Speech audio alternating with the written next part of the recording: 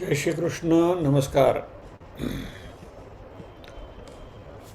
श्रीमद् भगवद गीता के अध्ययन की इस श्रृंखला में पांचवें अध्याय ज्ञान कर्म संन्यास योग के आज के सत्र में सभी का स्वागत एवं अभिवादन।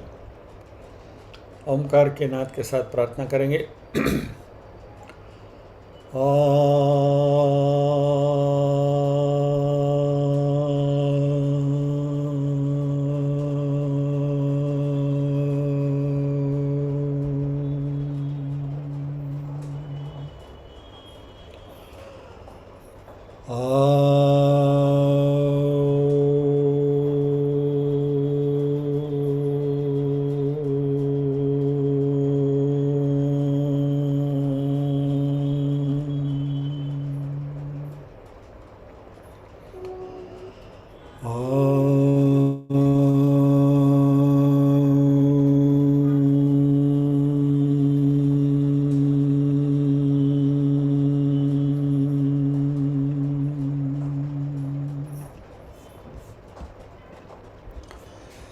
वक्रतुंड महाकाय सूर्यकोटि समप्रभ निर्विघ्नं कुरु मे देव सर्वकार्येषु सर्वदा।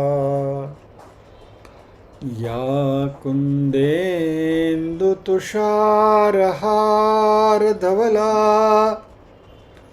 या शुभ्रवस्त्रावृता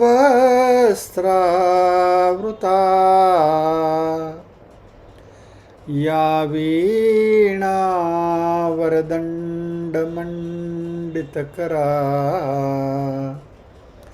या श्वेतपद्मासना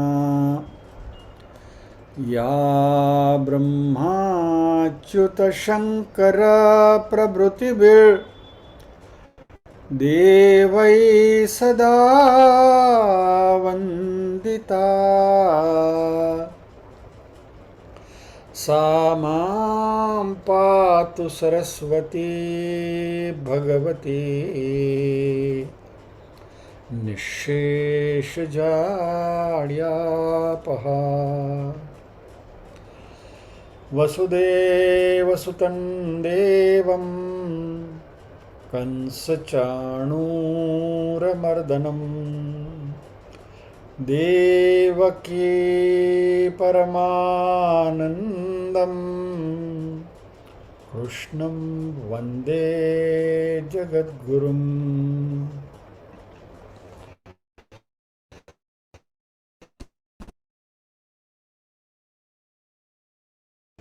ॐ सहाय तेजस्विनावधितमस्तु मा विद्विषावहे।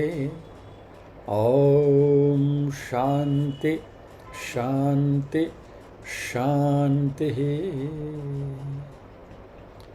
यत्र योगेश्वर कृष्णो यत्र पार्थो धनुर्धरः तत्र श्रीर्विजयो भूतिर्ध्रुवा नीतिर्मतिर्मम।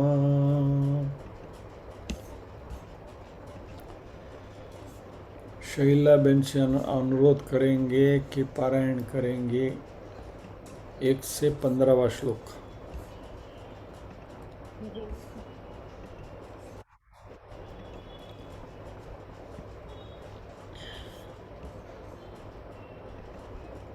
जय श्री कृष्ण। जय श्री कृष्ण। ओम श्री परमात्मने नमः। अथ पंचमोऽध्यायः संन्यासयोगः। अर्जुन उवाच संन्यासं कर्मणां कृष्ण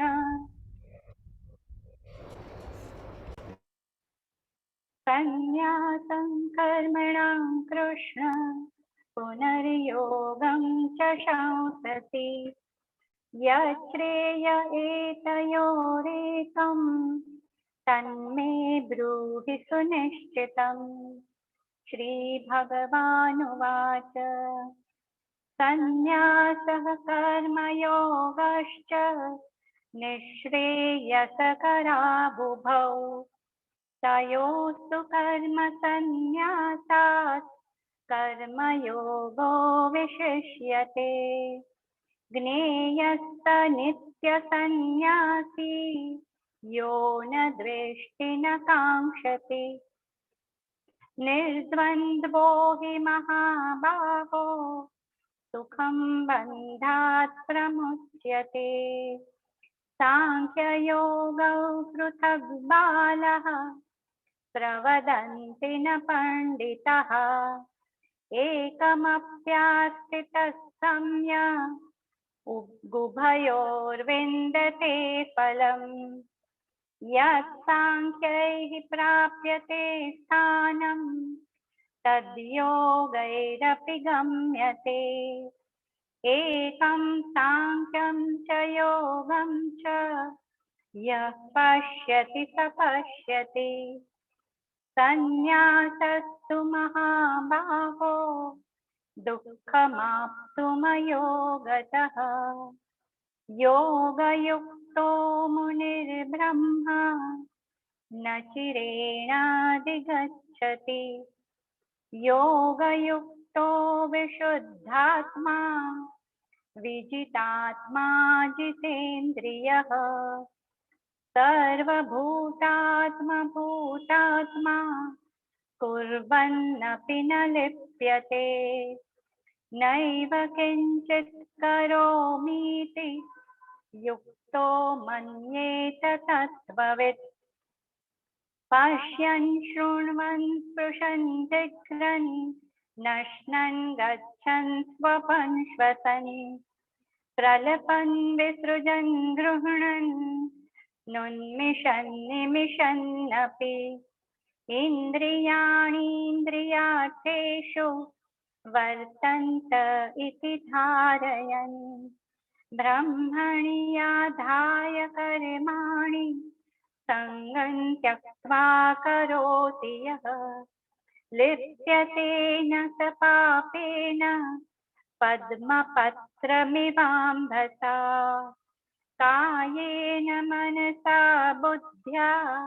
केवलैरिन्द्रियैरपि योगिनः कर्म कुर्वन्ति सङ्गं त्यक्त्वात्मशुद्धये युक्तः कर्मफलं त्यक्त्वा शान्तिमाप्नोति नैष्ठिकीम् अयुक्तः कामकारेण फले सक्तो निबध्यते सर्वकर्माणि मनसा सन्न्यस्यास्ते सुखं वशी नवद्वारे पुरे देहि नैव कुर्वन्न कारयन् न कर्तृत्वं न कर्माणि लोकस्य सृजति प्रभुः न कर्मफलसंयोगम् स्वभावस्तु प्रवर्तते नादत्ते कस्यचित् पापं न चैव सुकृतं विभुः अज्ञानेनावृतं ज्ञानं तेन मुह्यन्ति जन्तवः। जय श्री कृष्ण। जय Shri Krishna ben, please remain online. जी रिमेन अनम्यूटेड। ओके, बराबर હતું? બરાબર હતું, એકદમ સરસ. ઓકે, હા, મેં કીધું કાંઈ મિસ્ટેક થઈ હોય. મારે વચ્ચે આઈ ટુ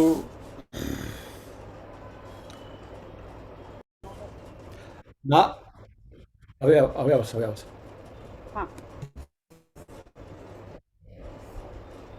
नादत्ते कस्यचित् पापं न चैवं सुकृतं विभुः अज्ञाने आवृतं ज्ञानम तेन मुह्यन्ति जन्तव। इसके ऊपर हमने लंबी चर्चा करी थी।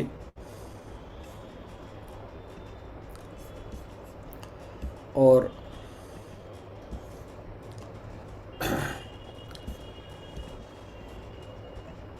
इस श्लोक में हमने देखा था कि प्रत्यक्ष रूप में परमात्मा किसी का पाप या तो पुण्य ग्रहण नहीं करते, और परमात्मा हमें कोई पाप करने को या तो पुण्य करने के लिए ऐसा कोई कर्म में भी हमें प्रेरित नहीं करते कि तुम ये करो। जीव ही अपना जो सही स्वरूप है कि हम परमात्मा के अंश हैं, उसके अज्ञान के कारण मोहित होकर वह कर्ता भाव में आकर कर्मों में प्रवृत्त होते हैं, और इस कर्मों के फलस्वरूप हमें सुख या तो दुख मिलते हैं, और फिर वह अपने आप को सुखी दुखी संसारी मर्त्य बेचारा ऐसा अपने आप को समझने लगता है। और यह जो अज्ञान है वही इस संसार का कारण है। परमात्मा स्वयं कुछ भी निर्माण नहीं करते। ये हमने अगले श्लोक में डिटेल में उसकी चर्चा करी थी। अभी इस बात के ऊपर हमारे मन में एक संदेह निर्माण हो सकता है कि अगर अज्ञान से स्वरूप का ज्ञान आवृत होकर सब जीव संसारी बन जाते हैं इस अज्ञान की वजह से, तो साधक इसमें से बाहर कैसे निकले, अज्ञान का नाश कैसे करे? और जो मुमुक्षु है, जिसको मोक्ष की चाह है, वैसे व्यक्ति के अंतःकरण में आत्मज्ञान का उदय कैसे होगा, या तो उसको मोक्ष कैसे प्राप्त होगा?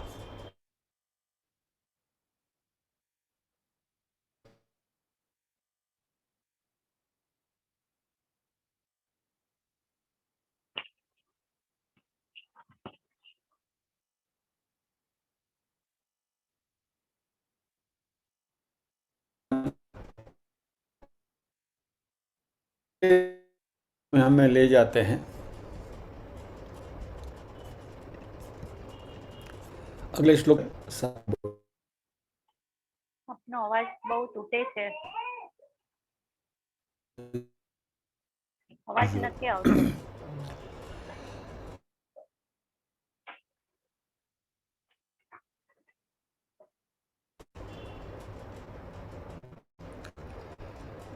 सॉरी, मेरा कनेक्शन कट गया था।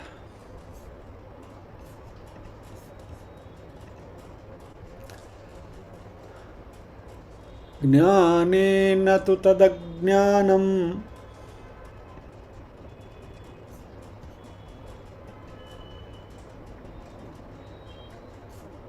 જ્ઞાનેન તો તદજ્ઞાનમ, ज्ञानेन तु तदज्ञानम् જ્ઞાનેન તો તદજ્ઞાનમ, येषां नाशितमात्म येषां नाशितमात्मनः, नाशितमात्मनः येषां नाशितमात्मनः, कामादित्यवज्ञानम्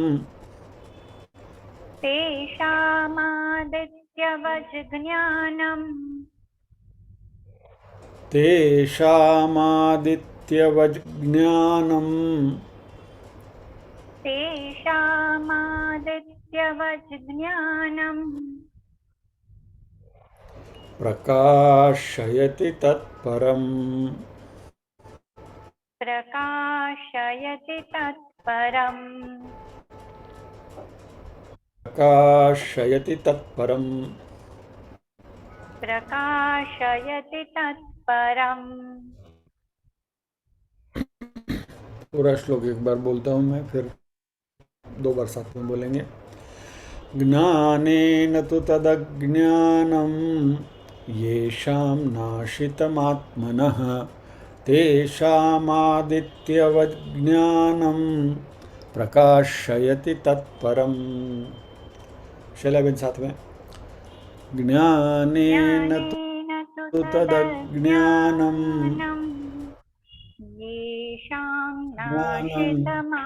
येषां नाशितमात्मनः तेषामादित्यवज्ञानम्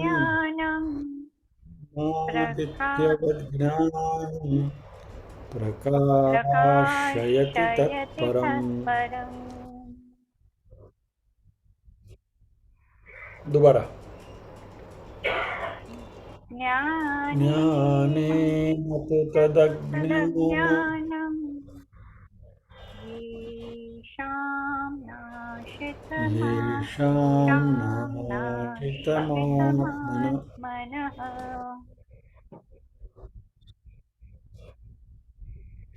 तेषामादित्यवज्ञानम्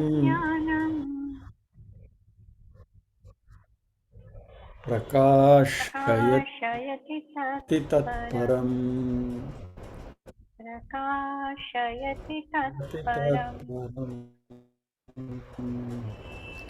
जय श्री कृष्ण बहन। जय श्री कृष्ण।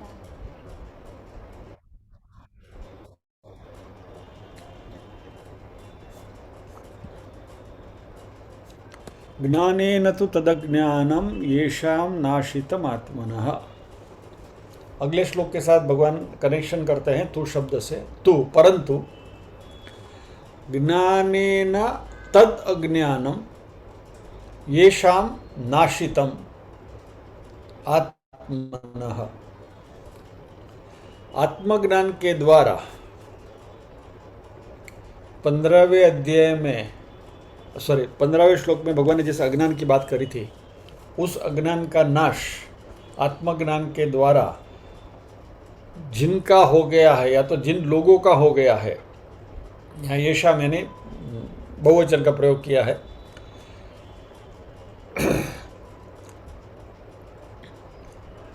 तो अंतःकरण का ये जो अज्ञान है वह आत्मज्ञान के द्वारा जिनका नाश हो गया है, तेषाम उनका आदित्यवत् ज्ञानम सूर्य के जैसा ज्ञान प्रकाशयति प्रकाशता है तत्परम उस परमात्मा को प्रकाशित करता। प्रकाशयति यानी प्रकाशता है नहीं, प्रकाशित करता है।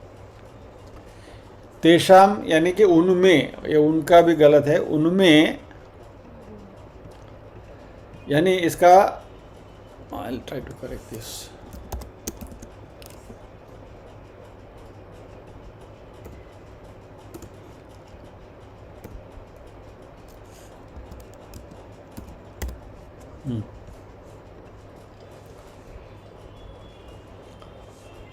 तो जिनका अंतःकरण का अज्ञान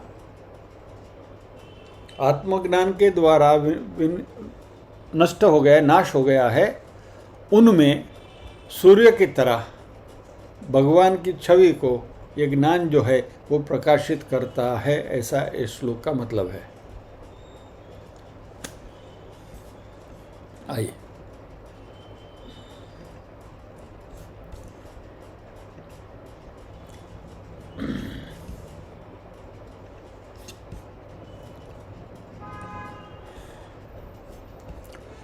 अभी बेसिकली ये बातें बार बार कर चुके, करते रहते हैं। अहम ब्रह्मास्मि, अहम ब्रह्मास्मि, मैं परब्रह्म हूँ। जिसने इस सृष्टि का सृजन किया है और उसी परब्रह्म ने इस शरीर का भी सर्जन किया है। और क्योंकि जब ये ज्ञान की जो टोच की कक्षा है उसमें हमें ये अनुभूति होनी चाहिए कि मेरा और ब्रह्म का ऐक्य है, वही अहम ब्रह्मास्मि की जो बात हम करते हैं कि ब्रह्म का और मेरा ऐक्य है। और इसलिए यह जगत की उत्पत्ति जो ब्रह्म ने की है और क्योंकि मैं उसका इंटीग्रल हिस्सा हूँ, इसलिए इस जगत की उत्पत्ति भी करने में मेरा भी हिस्सा है, नहीं तो I am also involve in this process. और मैंने किसी वजह से, ना वी डोंट नो किस वजह से, बट किसी वजह से अपने आप को इस शरीर के साथ आइडेंटिफाई करके एक नाटक रचने का तय किया। और उस सेंस में हम देखें, ईश्वरः सर्वभूतानां हृदये तिष्ठति अर्जुन ममैवांशो जीवलोके जीवो सनातन, बराबर। तो हम सब में ईश्वर का वो अंश है, और इसलिए हम सब किसी न किसी रूप में परमात्मा के अंशावतार ही हैं।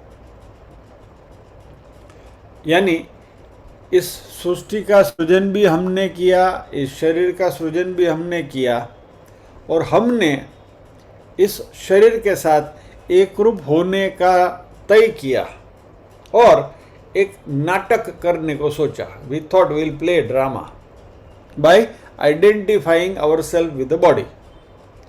लेकिन हुआ क्या कि हमने इस नाटक को बहुत सीरियसली ले लिया। ये जो ड्रामा करने का हमने सोचा, इस ड्रामे को हमने रियल समझ लिया और हम इस ड्रामे के अंदर ओतप्रोत हो गए। और यह हमारा ड्रामा के साथ एकाकार होने की जो प्रक्रिया है वो इतनी गहरी हो गई, and we become so serious कि हम ये भी भूल गए कि यह जो ड्रामा है वह हम ही कर रहे हैं। We alone are responsible for this drama. जैसे कि कोई व्यक्ति स्वप्न देखता है और स्वप्न में या तो बहुत आनंदित हो जाता है या तो स्वप्न में बहुत डर जाता है, और जब भी वो जागता है तभी वो भूल जाता है कि वो स्वप्न का सृष्टा मैं ही था। आपको जब भी स्वप्न आता है तो स्वप्न कौन बनाता है? ये अभी गुरुवार के हमारे सत्रों में ये बात आने वाली है, मांडुक्य उपनिषद में बहुत डिटेल में गहराई में इसकी बात करेंगे। लेकिन इस स्वप्न का सृष्टा कौन है? हम ही तो थे। तो जागृति में जब ये आए तभी हम भूल गए कि स्वप्न हमारा ही था। इसलिए तो कठोपनिषद में ऋषि ने कहा है ना, यमराजा ने, उत्तिष्ठ जागृत, जागो और उठो। क्या? कहाँ तक सोते रहोगे? क्या? और इस संसार में कहाँ तक डूबे रहोगे? हमें शास्त्र बार बार कहते हैं उठो जागो, उठो जागो, लेकिन हमारा स्वभाव क्या है? हमें जागना नहीं है। और यदि हम जाग भी गए तो स्कूल जाने वाले जो बच्चे होते हैं ना, उनकी तरह है हमारा कि माँ आकर हमको जगाती है, अरे बेटा उठो स्कूल जाने का टाइम हो गया है। हाँ मैं उठता हूँ करके हम करवट बदल कर वापस सो जाते हैं।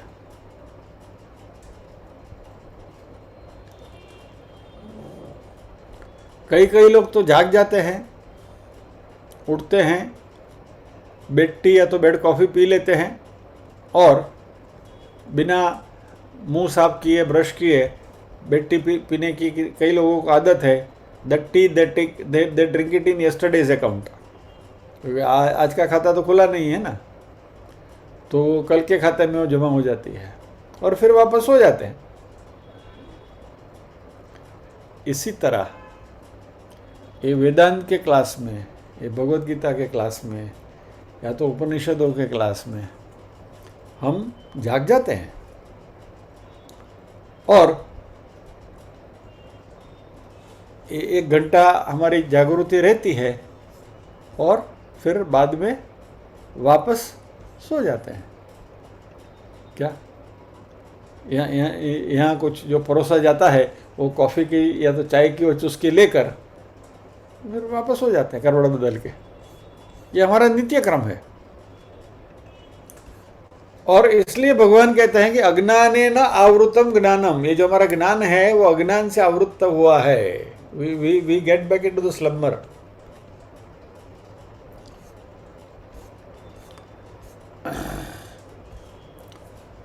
और कृष्ण इसको मोह कहते हैं। और इसलिए अगले श्लोक में भगवान ने कहा कि जंतवः मोह्यन्ति, हमें जंतु कहा कि जो जन्म लेते हैं वो जंतु।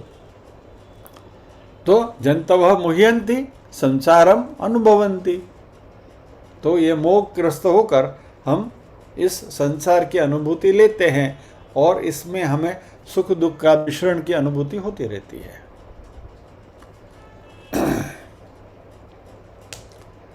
अभी सवाल ये आता है कि हमें पता तो चल गया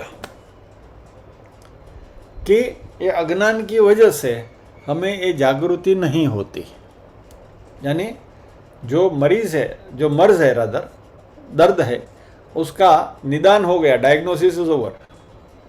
पता चल गया कि भाई हमने शरीर के साथ हमारा ऐक्य बनाया है और इसलिए हम इस संसार में दुखी हो रहे हैं। तो अभी ट्रीटमेंट क्या? डायग्नोसिस तो हो गई, तो कौन सी दवाई लेनी चाहिए, या तो कौन सी शल्य चिकित्सा सर्जरी करनी होगी, वह अगले श्लोक में यानी कि 16वें श्लोक में भगवान हमें कह रहे हैं। इस श्लोक में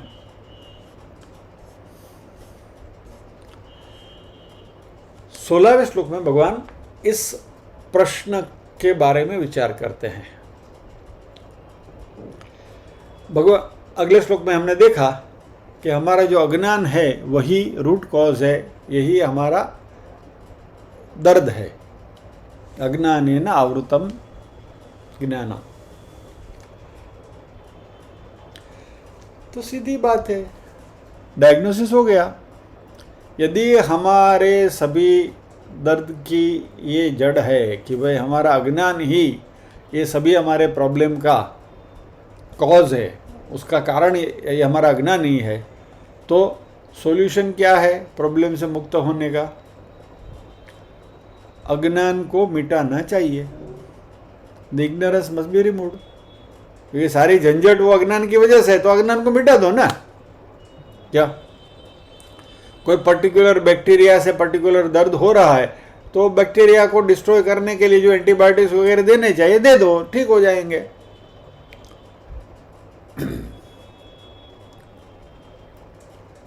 और ये अध्यात्म में ये जो अज्ञान रूपी जो बैक्टीरिया है, उसके लिए मात्र एक ही एंटीबायोटिक है या तो एक ही दवाई है, और उस दवाई का नाम है ज्ञान।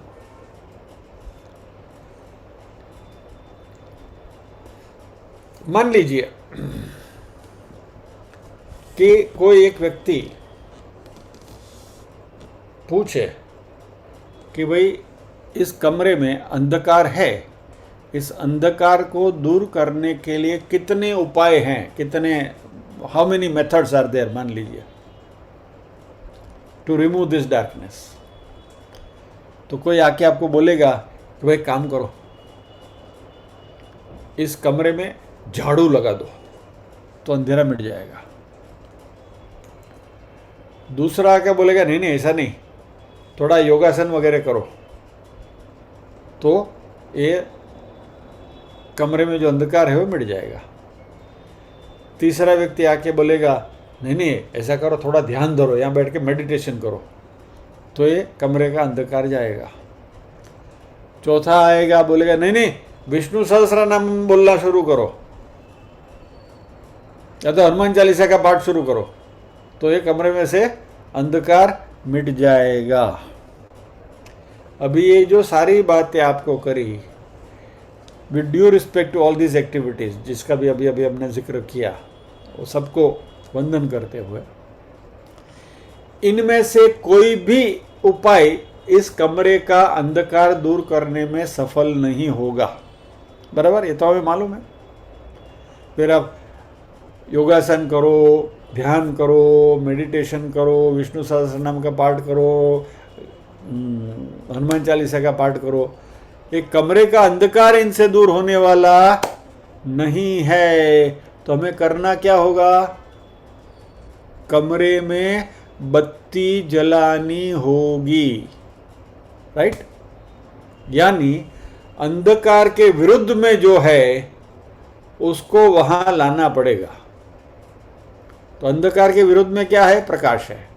तो जैसे ही प्रकाश को रूम में लाएंगे, अंधकार अपने आप मिट जाएगा, राइट?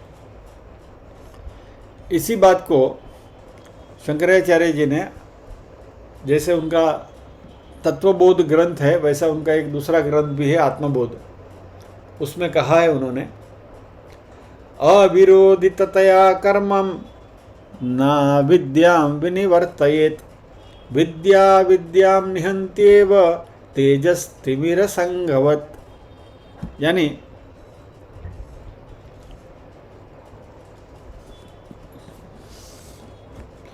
कर्म जो है वह अज्ञान के विरुद्ध नहीं है, और इसलिए कोई भी कर्म अज्ञान को दूर नहीं कर सकता है। चलो एक और एग्जाम्पल से इस बात को स्पष्ट करते हैं। कोई भी क्रिया अज्ञान को दूर नहीं कर सकती। मान लीजिए, विज्ञान की बात करते हैं, चलिए, मुझमें फिजिक्स का अज्ञान है, फिजिक्स के बारे में मुझे कुछ पता ही नहीं है, बराबर? I am physics ignorant. तो फिजिक्स का ज्ञान मेरे पास नहीं है, फिजिक्स का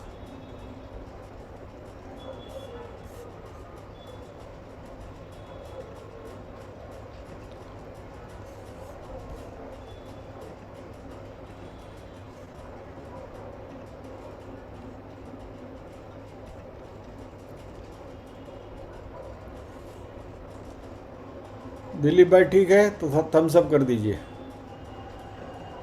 आपका मैसेज मैंने अभी देखा, दिलीप भाई का मैसेज मैंने अभी देखा। ठीक है दिलीप भाई, हाँ ठीक है, फाइन।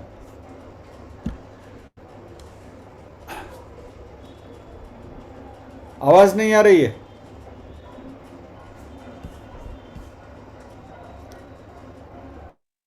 हेलो, आपका फेस नहीं दिख रहा है। हाँ जी, फेस तुम्हारा मेरा फेस नहीं दिख रहा है। मेरे फेस में क्या देखने?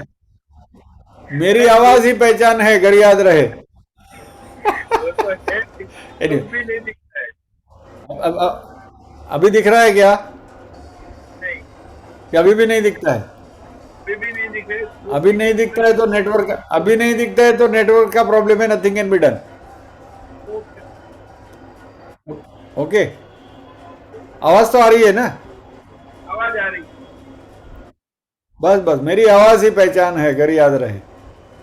चलो, नाम गुम जाएगा, चेहरा ये बदल जाएगा। चलो, जय Shri Krishna. Okay, so coming back to science. मान लीजिए मुझे फिजिक्स के बारे में कुछ पता नहीं है, I am physics ignorant person. तो ये फिजिक्स का मेरा अज्ञान दूर करने के लिए मान लीजिए कि किसी कॉलेज के मैदान में मैं चक्कर लगाऊं, साइंस कॉलेज के मैदान में मैं चक्कर लगाऊं, या तो फिजिक्स के जो वहाँ के जो प्रोफेसर है उनकी मैं प्रदक्षिणा करूं, या तो फिजिक्स के जो प्रोफेसर है उनकी मैं पूजा अर्चना करूं। क्या फिजिक्स प्रोफेसराय नमः, इससे मेरा फिजिक्स का अज्ञान दूर होगा? नहीं। तो याद रखिए, पूजा कर्म है, अर्चना कर्म है, उपासना कर्म है, प्रदक्षिणा कर्म है, ये सब कर्म है, और ये सभी कर्मों के अपने अपने फल मिलते ज़रूर है। हम ये नहीं कहते हैं कि ये सब बेकार है, इनके सबके अपने अपने फल है, लेकिन ये सब में से कोई भी हमारा अज्ञान दूर करने में समर्थ नहीं है। तो मुझे फिजिक्स का इग्नोरेंस दूर करना है, फिजिक्स का अज्ञान दूर करना है, तो मैं क्या करूंगा? क्लास में बैठ के फिजिक्स पढ़ो भैया, तो ही फिजिक्स का अज्ञान दूर होगा ना। You have to study that, fine, simple. तो शंकराचार्य जी यही कहते हैं, कर्म अविद्यायाम न निवर्तते। कर्म करने से हमारा अज्ञान दूर नहीं होता।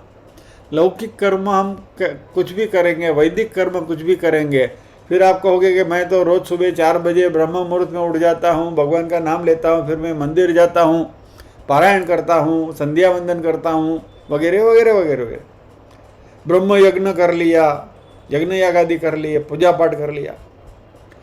ये सब गलत है कहने का हमारा इरादा नहीं है। They all are excellent, they purify our mind, लेकिन अज्ञान को दूर करने में ये समर्थ नहीं है। तो क्या करना चाहिए? ज्ञान की प्राप्ति करना चाहिए।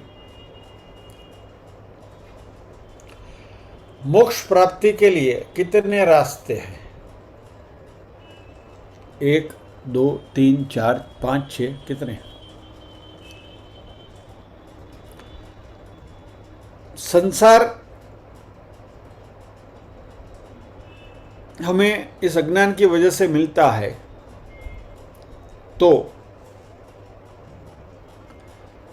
मोक्ष प्राप्ति के लिए, यानी कि संसार से छूटने के लिए एक ही मार्ग है।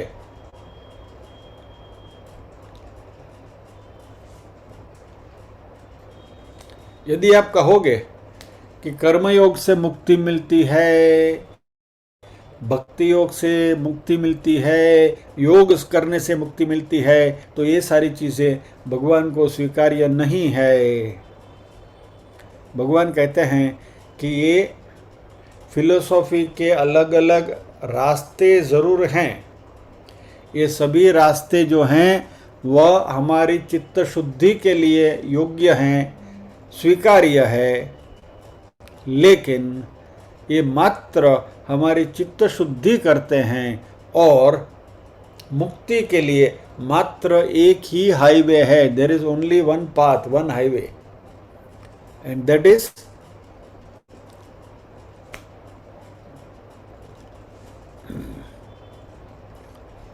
ज्ञानेन तदज्ञानम नाशितम।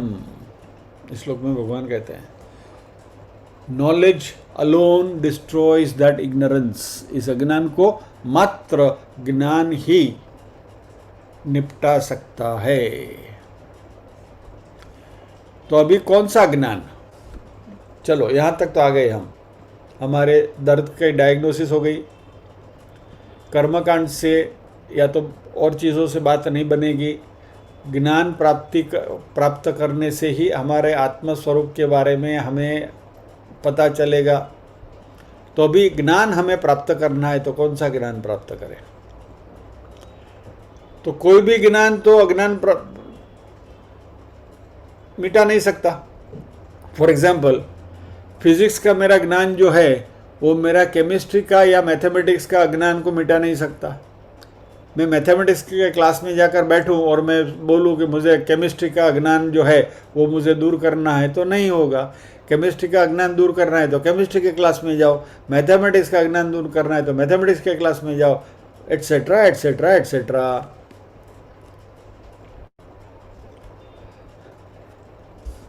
आप पीएचडी भी हो जाओ फिजिक्स में, केमिस्ट्री वगैरह में, लेकिन जब आत्मज्ञान की बातें आती हैं तो जब तक आप शास्त्रों का अध्ययन नहीं करेंगे तब तक आप पढ़े लिखे अज्ञानी हो, साक्षर अज्ञानी, PhD ignorant, educated ignorant person. बाकी के जो सामान्य लोग हैं वह निरक्षर अज्ञानी है, इलिटरेट इग्नोरेंट है। उन्होंने फॉर्मल पढ़ाई नहीं, वो पीएचडी नहीं है, रास्ते पे चल रहे हैं, नॉर्मल पर्सन। लेकिन ये जो लोग हैं वो साक्षर अज्ञानी है। तो यहाँ भगवान कृष्ण बहुत केयरफुली कहते हैं कि आत्मनः ज्ञानेन आत्मनः अज्ञानम नाशितम, आत्मा के ज्ञान से ही, आत्मज्ञान से ही आत्मा का अज्ञान मिटता है। So self knowledge only can destroy self ignorance. तो अभी आत्मज्ञान की प्राप्ति कैसे करें, क्या करना चाहिए?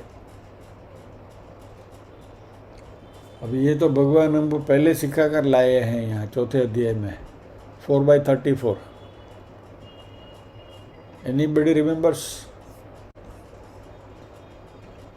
Surprise test. तद्विद्धि, आगे पादपूर्ति कौन करेगा? पुस्तक मत देखिए।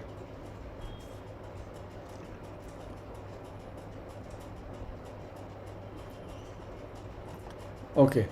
तद्विद्धि प्रणिपातेन परिप्रश्नेन सेवया उपदेक्षन्ति ते ज्ञानम ज्ञानिनस्तत्वदर्शिनः। भगवद गीता के कुछ पड़ाव श्लोक हैं, बराबर? ये this is one of the पड़ाव श्लोक। तो ज्ञान प्राप्त करने का उपाय क्या है, उसकी रीत क्या है, उसकी मेथड क्या है? Systematic consistent study of वेदांतिक scriptures, यानी अध्यात्म का सिस्टमैटिक और कंसिस्टेंट। आप आ गए, फिर कहीं दूसरी ऑर्बिट में चले गए धूमकेतु की तरह, वापस घूम फिर के वापस आए, और यह एक बहुत अच्छा लिखा है स्वामी जी ने, systematic consistent study of the Vedantic scriptures for a length of time under the guidance of a competent acharya. इसमें सब कुछ हमारे बारे में सही है एक्सेप्ट द लास्ट वर्ड। ये आपका दुर्भाग्य है, उन्होंने बोला है कॉम्पिटेंट आचार्य, और मैं हूँ तो पिरसणियो છું, એટલે હું आचार्य नहीं। बट हम सब साथ में बैठकर ये अध्ययन करते हैं, ये हमारा सद्भाग्य है।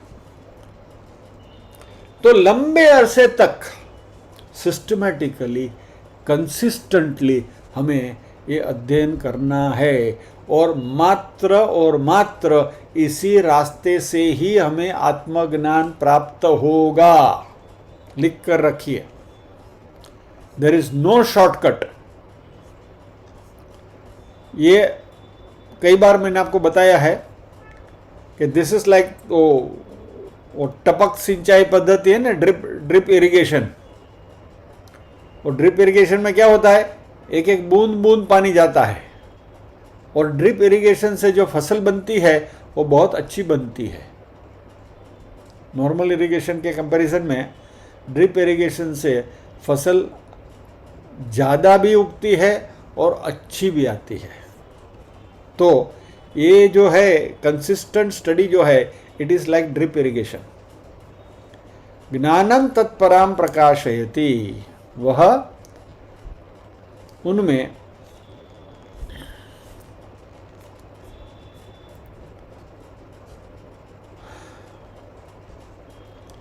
ये जो ज्ञान है वही हमारे सही स्वरूप को उजागर करेगा।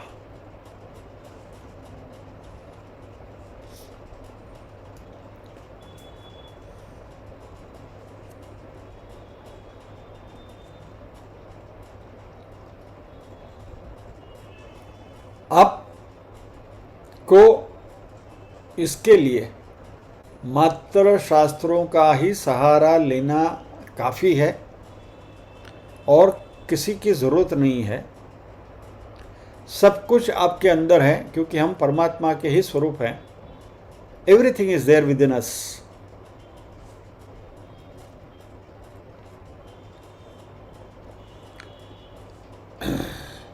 और यह ज्ञान जो है वह भगवान कहते हैं आदित्यवत, सूर्य की तरह हमारे अंदर हमारे अपने स्वरूप को उजागर करेगा।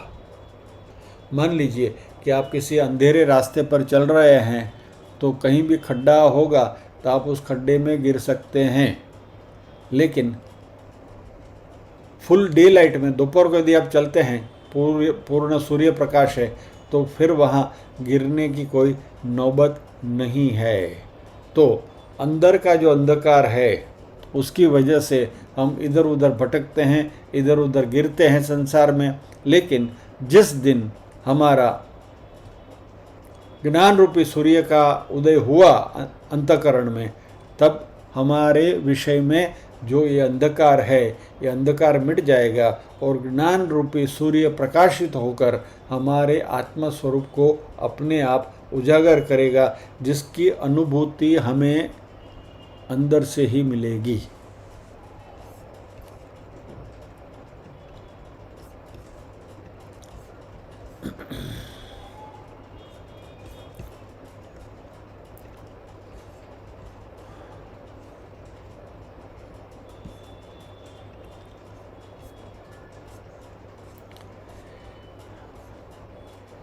एक प्रश्न आया है हमारे स्वाध्यायी का। श्रीमद् भागवत में दिति के गर्भ के 49 टुकड़े हुए हैं और वो मरुत गण हैं, ऐसा कहा गया है। मेरा शॉर्ट में प्रश्न, टूंक में प्रश्न ऐसा है कि मरुत गण क्या भला है, शक्य हो तो इसके बारे में बताइए। चलिए, तो इस मरुत गण को थोड़ा जान लेते हैं। प्रश्नकर्ता की जो जिज्ञासा है उनका हम निराकरण लाते हैं। तुलसीदास जी ने सुंदरकांड में एक जो चौपाई लिखी है, उसमें उन्होंने लिखा है, हरि प्रेरित ते ही अवसर चले मरुत 49, अट्टहास करी गर्जा कपि बड़ी लाग आकाश। यानी हरि प्रेरित ते ही अवसर, उस समय भगवान की प्रेरणा से 49 मरुत यानी कि पवन चलने लगे। हनुमान जी अट्टहास करके गरजे और बढ़कर आकाश से तेजी से जाने लगे। अभी तुलसीदास जी ने इस मरुत का बारे में कुछ ज़्यादा खुलासा नहीं किया, लेकिन वाल्मीकि जी ने रामायण में इसका खुलासा किया है। संदर्भ आता है, कश्यप ऋषि थे, उनकी 2 पत्नियां, दिति और अदिति।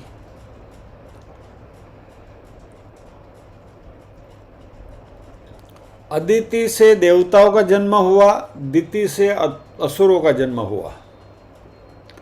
और जब भी देवासुर संग्राम हुआ तो देवताओं की पराजय हुई, उसके बाद समुद्र मंथन हुआ और वहाँ से जो अमृत मिला उसे देवता अमर हो गए। अभी इन अमर देवताओं ने असुरों को पराजित करके उनको खत्म कर दिया। अभी दिति के पुत्र, सारे जो असुर थे वो दिति के पुत्र थे, इसलिए दिति को बहुत दुख भी हुआ और उसको क्रोध भी हुआ। दिति ने अपने पति के पास जाकर कहा कि आपके पुत्रों ने यानी कि देवताओं ने मेरे पुत्र यानी असुरों का वध किया है, इसलिए तपस्या करके मैं एक ऐसा पुत्र प्राप्त करना चाहती हूँ कि जो ये देवताओं का जो सेनापति है इंद्र, उसका वध कर सके, यानी कि जो इंद्र को मार सके। तो कश्यप ऋषि ने कहा कि तुम्हें 1000 वर्ष तक तपश्चर्या करनी पड़ेगी, पवित्रता पूर्वक रहना पड़ेगा और बाद में तुम मुझसे इंद्र का वध करने को समर्थ है ऐसा पुत्र प्राप्त कर सकोगी। और कश्यप ने दिति के सर के ऊपर हाथ रखा, आशीर्वाद दिया और दिति ने भी प्रसन्न होकर पति ने जैसा कहा वैसा तप करने लगी। दिति इतनी तपस्या कर रहे थे कि उनको देखकर इंद्र भी उनकी सेवा करने लगे। और 999 वर्ष बीत चुके, 1000 वर्ष में 1 साल बाकी था। तभी दिति ने इंद्र से कहा कि तपस्या मैं तुम्हें मारने के लिए, पुत्र के जन्म के लिए कर रही हूं, लेकिन जब भी तुम्हारा भाई का जन्म होगा और वो तुम्हें मारने में समर्थ भी होगा, लेकिन तुमने मेरी सेवा करी है, इसलिए मैं उससे कहूंगा कि वो तुम्हारी हत्या नहीं करेगा। तुम दोनों मिलकर राज्य करना, मेरा जो पुत्र आएगा वो और इंद्र, तुम दोनों मिलकर स्वर्ग का राज्य करना। ये पुराण में कहानी है, मैं आपको बता रहा हूं। और ऐसा कहकर दिति को दिन में बैठे बैठे झपकी आ गई और उनका सर पैरों को लगा, जिसकी वजह से शरीर अपवित्र हुआ और तपोभंग हो गया। और इधर इंद्र को भी चिंता थी कि ये दिति का गर्भ से यदि पुत्र जन्म होगा तो निश्चय ही मेरा वध करेगा। तो इंद्र ने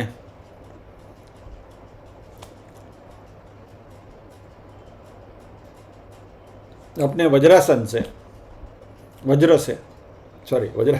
से दिति के गर्भ का प्रहार किया और उस गर्भ के 7 टुकड़े हुए। लेकिन वो गर्भ जीवित रहा, मरा नहीं, 7 टुकड़े ऐसे कैसे रहे।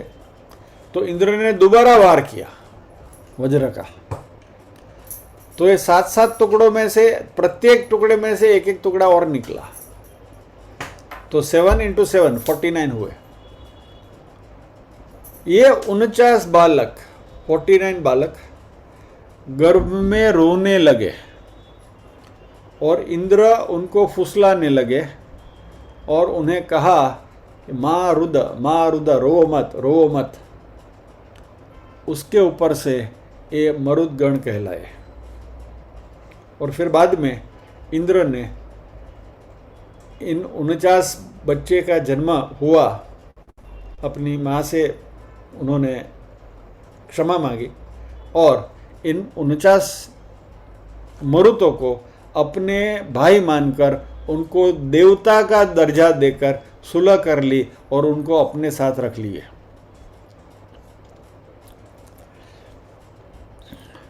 ये जो मेन 7 मरुत है उनके नाम यदि आपको just for sake of your curiosity, Avaha, Pravaha, Samvaha, Udvaha, Vivaha, Parivaha, Paravaha. और ये मरुत सभी जगह पर विचरण करते हैं। They are free to move anywhere. Brahmalok, Indralok, अंतरिक्ष, भूलोक में कहीं भी ये मरुत लोग घूम सकते हैं। तो इस तरह से 49 मरुत जो हैं वो देव रूप में, दैत्य माता के कुख से जन्म लिया, फिर भी देव के रूप में वो विचरण कर रहे हैं। ये मरुत का जिक्र बहुत सारी जगह पर आता है। भगवद गीता के 11वें अध्याय के 22वें श्लोक में भी है, रुद्रादित्या वसवो ये च साध्या, रुद्रादित्या वसवो ये च साध्या, विश्वेश्विनो मरुतश्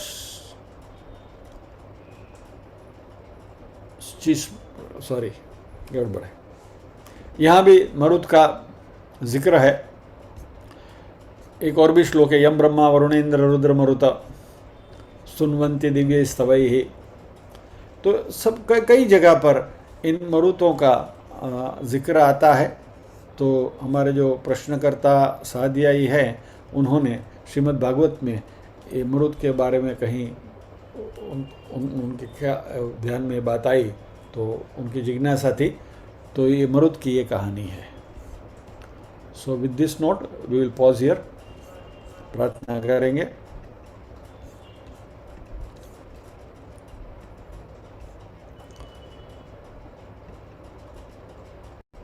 ओम असतो मा सद्गमय, तमसो मा ज्योतिर्गमय, मृत्योर्मा अमृतंगमय, सर्वेषां स्वस्तिर्भवतु, सर्वेषां शान्तिर्भवतु, सर्वेषां मङ्गलं भवतु, सर्वेषां पूर्णं भवतु। लोकाः समस्ताः सुखिनो भवन्तु, लोकाः समस्ताः सुखिनो भवन्तु। नाहं कर्ता हरिः कर्ता, हरिः कर्ता हि केवलम्। ओम शांति शांति शांति। सभी के हृदय कमल में विराजमान परम कृपालु परमात्मा को वंदन करते हुए आज के सत्र को यहाँ विराम देते हैं। अगले शुक्रवार फिर मिलेंगे इसी श्लोक के साथ। जय श्री कृष्ण।